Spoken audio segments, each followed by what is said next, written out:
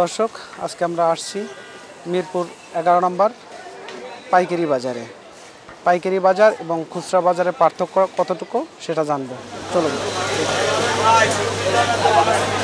আলুর বাজার, পেঁয়াজের বাজার মোটামুটি আগের চেয়ে অনেকখানি কমছে।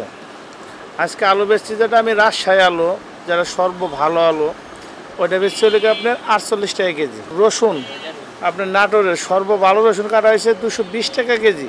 পেঁয়াজের বাজার অনেকখানি কমছে, আর পেঁয়াজের আমদানি ভালো, এবং পেঁয়াজেরা সর্ব ভালো দেশি পেঁয়াজ 105 টাকা কাটা করছি। তারপরেও দেখা যাচ্ছে সামনে বাজার একটু কমবে এরকম লাগতেছে, কারণ মালের আমদানি আছে।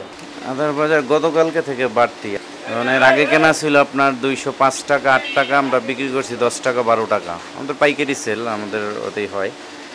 আর গতকালকে যেটা আসছে ওইটা ধরেন কেনা আছে একটা 235-30 কেজিতে, প্রায় আপনার 15 টাকা 18-20 টাকার মতো বাড়ছে। আসল কথা এটা বাড়ে না, এটা ওই যে শ্যামবাজার কিছু আপনার সিন্ডিকেট আছে, সিন্ডিকেটের কারণে এই বাজারটা বাড়তি, ইনপুট গোড়ায় বাড়ে না। দর্শক, এখন আমরা খুচরা বাজারের পরিস্থিতি কি সেটা জানতে যাব।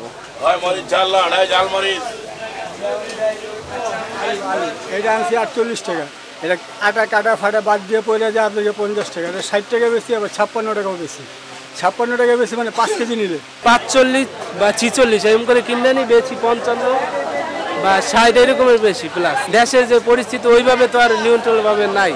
পটল 40, ভেন্ডি 40, করলা 60, চিচিঙ্গা 50, মূলা 50, লাউ 60, শসা 60, 50, 60, 50, মরিচ একটা ব্যাগে 200, একটা ব্যাগে 240। দেশের সরকার চেঞ্জ হয়েছে, ঠিক আছে, জুলুম চেঞ্জ হয়ে গেছে, কিন্তু হচ্ছে যেমন আলু, দ্রব্যমূল্য জিনিস যেগুলো, পেঁয়াজ আলু এগুলোর দাম এখনও কমে নাই। পেঁয়াজের কেজি এখনও 100 টাকার উপরে। আলু বৃষ্টি হইলে 80 টাকা হয়ে যায়, 70 টাকা হয়ে যায়। নর্মালি এখন 60 টাকা কেনা লাগতেছে। যে কোনো তরকারি 60 টাকার নিচে নাই, ঠিক আছে। 500 টাকা নিয়ে বাজারে আসলে আর তো ফেরত নেওয়া যায় না, বাজারও ঠিক মতো করা যায় না।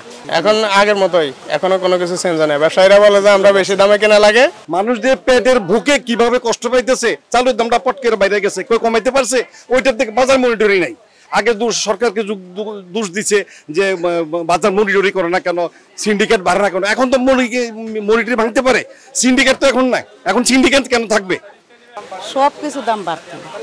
যে ডাবলি নিতাম 30 টাকা 40 টাকা, এই ডাবলি হচ্ছে 70 টাকা 80 টাকা। চুলা ডাবলি সব কিছু দাম। হাসিনা সরকার যে দাম রেটটা ধরে দিয়েছে, এখনো তো সেই রেটই যাইতেছে। ছাত্র আন্দোলন করে সমস্যা সমাধান হয়েছে কি আমাদের? হয়েছে?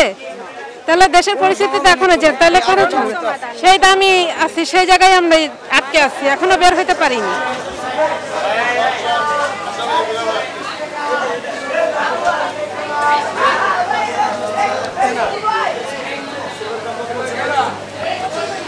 মাছের দাম কেমন?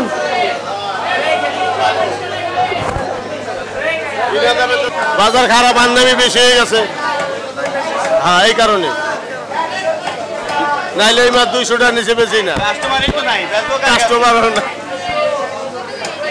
এটা 140 টাকা কেজি, 140, 120। আগের থেকে তো মাছের দাম কম আছে, অন্যান্য আলু পেঁয়াজের থেকে মাছের দাম অনেক কমই আছে। চাল ডাল এগুলো